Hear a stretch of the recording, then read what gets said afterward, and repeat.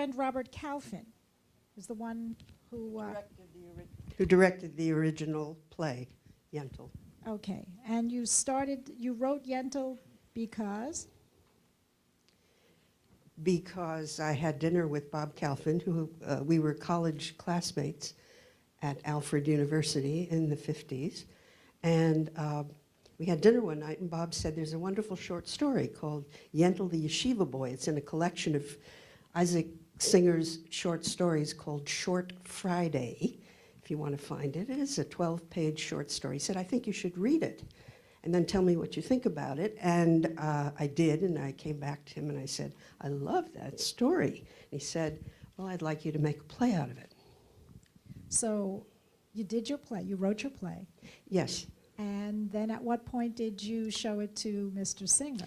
Well, it was already written by the time I met him. And Bob and I decided to fly down to Miami to meet with him. I thought, oh, this is fantastic. I get to meet one of my great literary heroes, an icon of the literary world. And we spent a weekend with Singer in Florida, and I presented him with a copy of the script, which I hadn't seen that copy since I gave it to him, which was 40 years ago. Until I saw it on the screen in this movie, which is the second time I've seen this movie. And I noticed a strange thing that I said, oh, that's the copy of the script I gave him, because I recognized the font that I was using on my typewriter.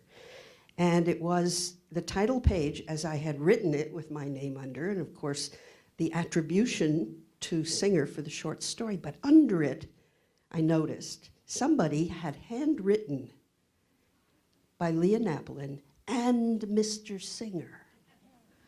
And until that's the smoking gun for me. Until that moment, I have been living with the thought and the fact that Singer's name appears under the title as well as over the title, where we originally put it. And unlike his short stories, where if they also showed it on the screen, where it will say this short story was translated by Isaac Bashevis Singer and Dvorah Tolushkin, or whoever, he had done the same thing to me. He had appropriated co-authorship of a play he didn't write.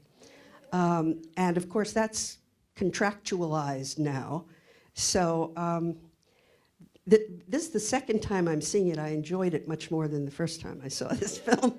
I was able to appreciate how funny he was, and how wonderfully funny some of these women are when they appear on the screen, and lovable and funny. But the first time I was so upset when I saw this. I said, my God, there's that script, and look what he wrote under it. Anyway. Well, let me ask you this, because it's been written that you and these other women, many other women, midwifed, and they, sorry, better? Okay, I'll hold it right here. It's been written that you and other women, these translators and other women in his life, and they use the word midwifed his stories. Is that a characterization you would agree with? In other words, they weren't just translating word for word what he wrote. This was clearly, somebody called it a collaboration. I suppose so, but as I just told you briefly, an anecdote of something that happened after Yentl closed on Broadway. I was invited to a cocktail party, and when I went in, somebody said, oh, one of Singer's translators is here. Maybe you'd like to meet her, and I did.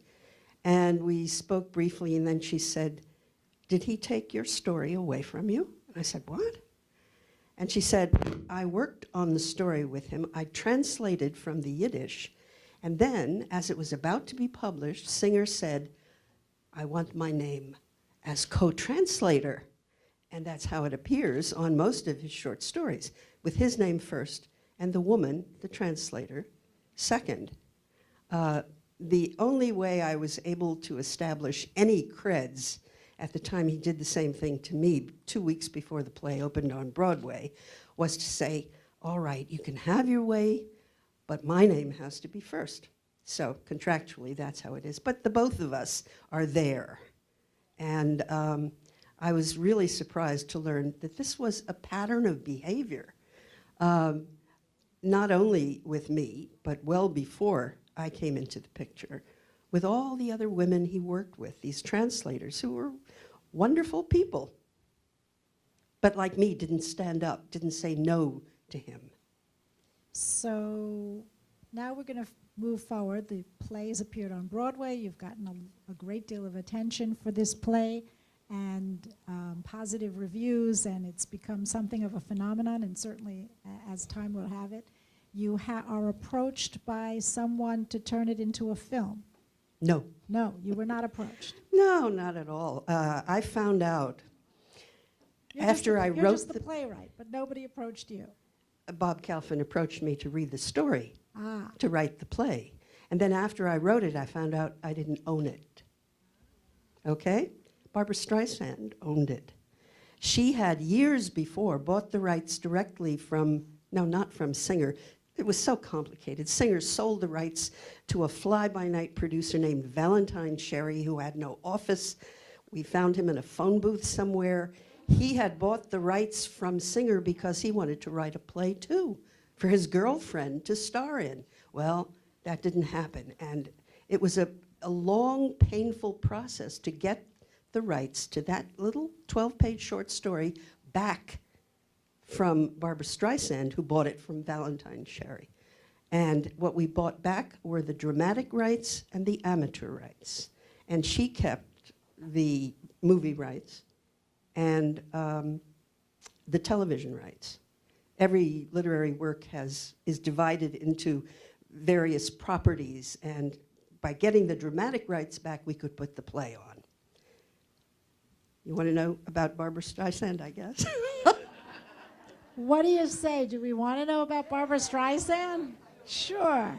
Well, actually, I should talk about Isaac Singer, but not Barbra Streisand. Give you a second for Isaac Singer. First, let's get this. Oh, all right. Well, 3 months after the play opened, and I didn't personally gain a lot of attention from it, but he did because his name was on it also. And his name, of course, is a world-class marquee type name, which helped the play sell a lot of tickets. My name alone certainly would not have. But Barbra Streisand had promised that she was going to come see it. So we never knew when that was going to happen. And I don't know if she ever did or not. But 7 years after the play closed, of course, she made her movie. And the person in the documentary who said she didn't like the movie was not alone. There were a lot of people, including Singer, who loathed the movie. He said too much singing. And of course, that was true. It was a vanity production. I never personally met Barbra Streisand, but before the movie came out, she was looking around for a screenwriter to do the story. Clearly, she had sent somebody to New York to see the play. Whether it was herself or not, I don't know. But she sent her best friend from her old days in Brooklyn, a woman named Sis Corman, to my agent's office in New York to interview me as the first person she was going to consider to do the screenplay. And we sat down together, and Sis Corman explained what Barbra wanted to do with the story. And she said she wants to end it differently. She doesn't want Yentl, as she did in the story and as she did in the play, to just kind of go off into the sunset, sort of like a Charlie Chaplin at the end of his movies, swinging his cane and just disappearing. But that's how I wanted it to end. It was a dark little story. She said, I want Yentl to go to America. Well, those of you who've seen the movie know that's how it ends. And Sis Corman says, Barbra wants to know what you think of that ending. And I thought for a moment, and I knew I was never going to become a screenwriter, and it didn't matter what I said. And I said, well, I think she ought to go to America and get a job at the Triangle Shirtwaist Factory. And of course, that was the end of my potential screenwriting career. That's my only contact with Barbra Streisand. Ouch. Right. Well, as a result of seeing the movie and going through all your gyrations with Streisand, did it help you reevaluate or look at your relationship with Singer any differently? No, he was, it was a very conflicted relationship. He had been one of my great literary idols, as I said. And then it should not be surprising to find out that not all great... It's working. It is? Yeah. Not all great men are good men. And he himself acknowledges that in the film, that he wasn't a good man. And I'm wondering if he was referring to the fact that he had left a wife and 2 children to come to America, not bothering to divorce the wife. And then he married Alma, who I met. She was a very nice woman, and he did not treat her well, despite what it shows here. But I don't think he had any regrets about his professional life. The women who translated, who then disappeared, basically. And most translators, we don't know their names, because if they're good at what they do, it's the author's voice, not their voice, that you hear. So it's a kind of a thankless job to begin with, but it's a very important job. And I don't know if you know, but there are 60 translation prizes worldwide in every country that has a literary tradition all over the world. Even the King of Saudi Arabia has a translation prize, and that's a very handsome one. So these women should have been given, I think, much more attention. But what I feel they did now is they were his enablers, in a way. And I'm honored to be included with them in this film because of the work that they did, the wonderful work that they did. But I feel shame at the same time that I think by not saying no to him at the time he said, if you don't put my name under the title, I'll close the play down before it opens. It was a blatant kind of threat, and I did it. I regret now, I feel shame that I didn't say no to him, just as these other women did. And so I became just another enabler, in a way. My feelings about him are very conflicted. I watched the movie and I loved it. And I laughed, and he was an imp, he was an elf, he was charming, he had such wit. And yet there was this incredible desire, this ambition, and he would do anything, I think, and he did, to get the fame that he wanted, and in fact, deserved. Do we have, can we open it up for questions? Sure. We've got one right up front. Karen, will you take the mic? I got it. Oh, okay. Well, you know, it seems to me, and what you're describing in terms of your experience, the whole movie is really a feminist portrayal, frankly.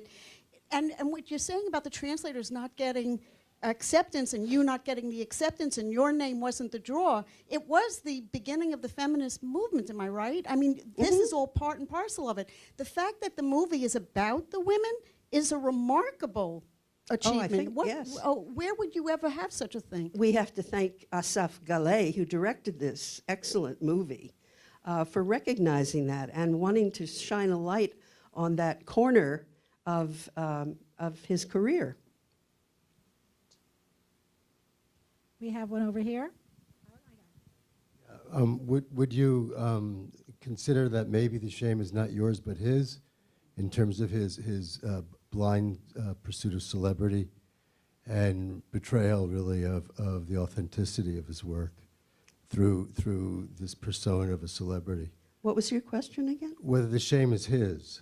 You've mentioned shame in terms of not standing up to him, and his willingness to coerce you and to use your creative efforts to betray you for his own sense of celebrity, whether or not that's his shame and really a betrayal of the authenticity of his work.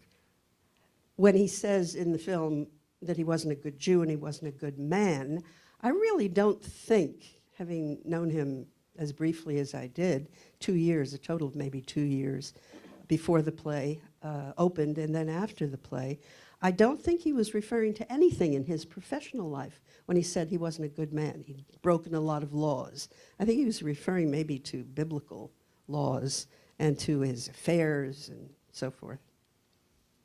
Not to how he behaved to achieve the celebrity that he did. As a writer, he was a fabulous writer.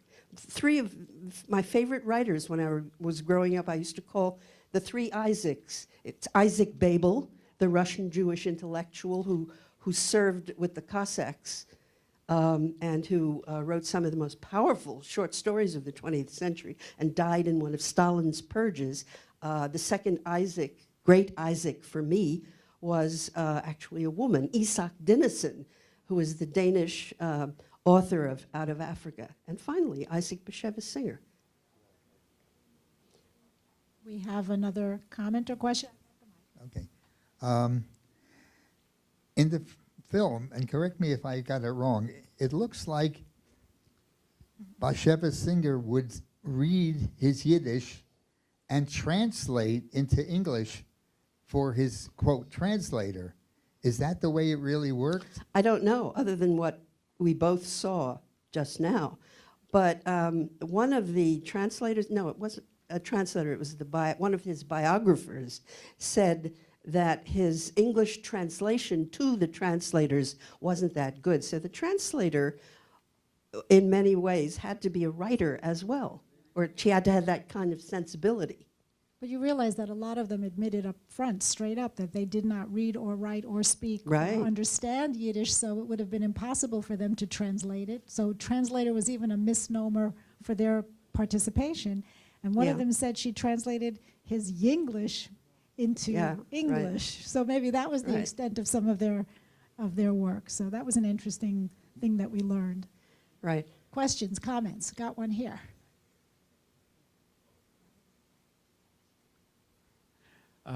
Isaac Bashevis Singer wrote all those short stories and novels, including Yentl.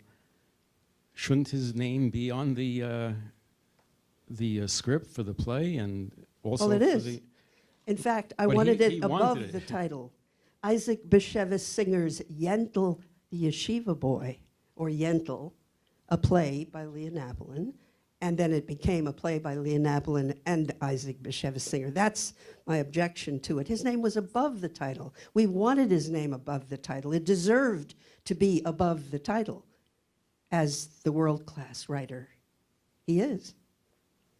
But he was so greedy, he wanted it not just above the title, below the title too. You know, he wanted to be a playwright. He was never known as a playwright. And he even attempted to do an adaptation of that particular short story. So before I ever wrote the play, I was given a copy of a script that he wrote. Maybe it was for Valentine Sherry's girlfriend, I don't know. But it was so bad. And when I was in Miami with him, he said, "Can I try my hand at writing a scene?" And we said, "Of course, that would have been wonderful."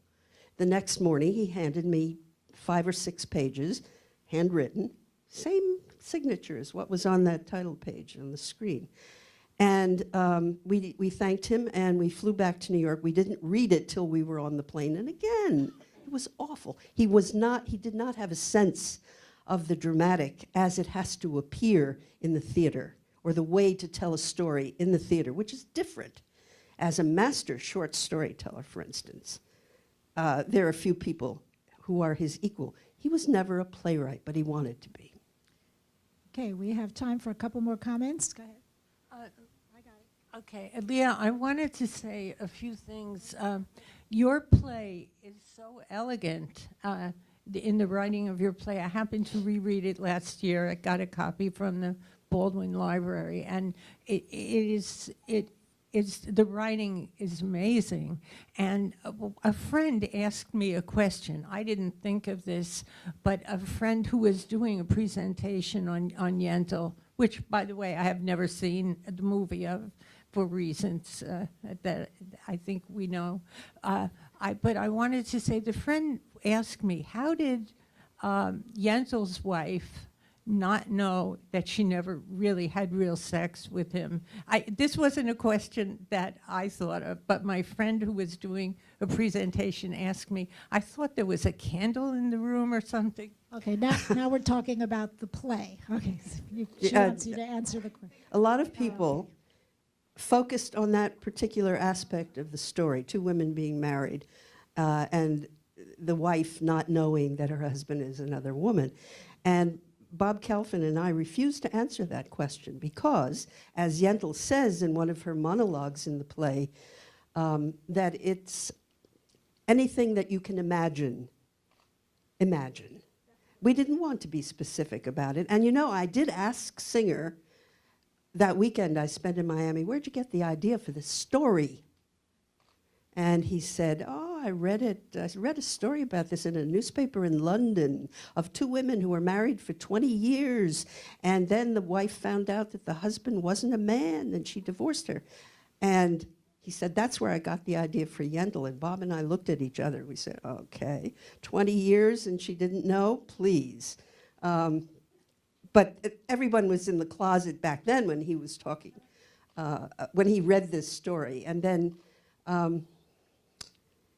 I have to tell you, Singer was not a feminist. I was certainly a fledgling feminist in 1974 and 75 when the women's movement started. But Singer was not a feminist. He was a writer of character, not causes. And yet, this story had an appeal, not only at the time it came out, but it continues to. About 3 years ago, Sam French, the publisher, asked me to do a revision of the story. And a very gifted singer-songwriter named Jill Sobule wrote about a dozen songs for it. So it's not a musical. We're not allowed to call it a musical, or that might enrage a certain person out in Hollywood. But we can call it now a play with music. And I think Singer would love those songs because they're a combination of bluegrass and klezmer and folk and rock. And Yentl has made the translation in this timeless story that he wrote, has made the translation to the 20th century, where you have lots of women who can't get an education, who can't choose their own husbands, who can't drive cars. So we're anticipating that the future of this particular literary property is a bright one. Last question or comment? Comment. In 1963, I was working as a children's librarian for the New York Public Library, and they had a weekly radio program where a librarian would talk about an author or a book. And I wanted to show that a children's librarian could read adult books. So I was putting together a talk about Singer, and someone told me that I might be able to reach him. So I phoned him, and he answered the phone, which was like having Tolstoy pick up the telephone. And I said, I'm doing this program about you. Would it be possible to meet? And he said, absolutely. And he made a date with me. And he said, gave me the address, and he said, tiptoe in.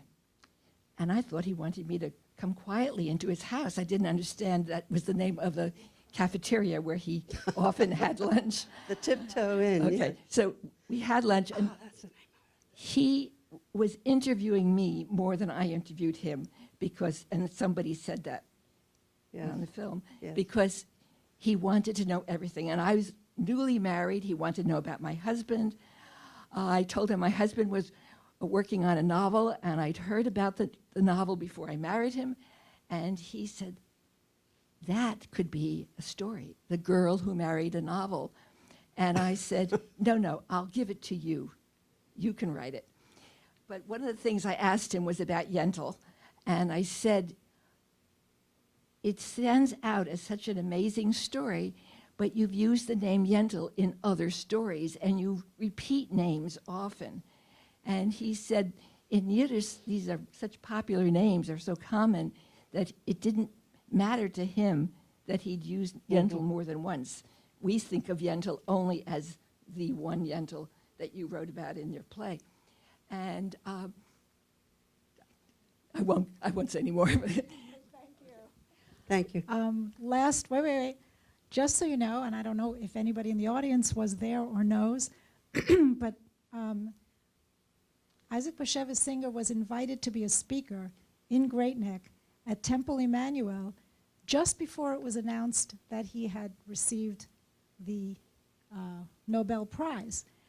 And of course, when it was announced, he was already on the slate to appear at Temple. Was anybody here at that? Because I was there, yeah. And he honored his promise to come, and 1,000 people showed up. There were people who were in the room. There were people watching it on closed circuit in the other room, but it was quite an astounding turnout for a writer in Yiddish. I mean, I went because that was my first language, but it was a very interesting evening, and he was a very interesting speaker, and I don't know that this tarnishes his reputation for me, because it's part of, it's not like Wagner's history, you know. It's yes, he was. Did he have clay feet for you? Ah, okay. Another genius. Yeah, it seems to be the curse of the geniuses. All right, and on that note, I'm going to, if you want to come up and speak to, she's here, so that would be great. And Okay, please thank you her very for much. being with Thank us. you very much. Thank you.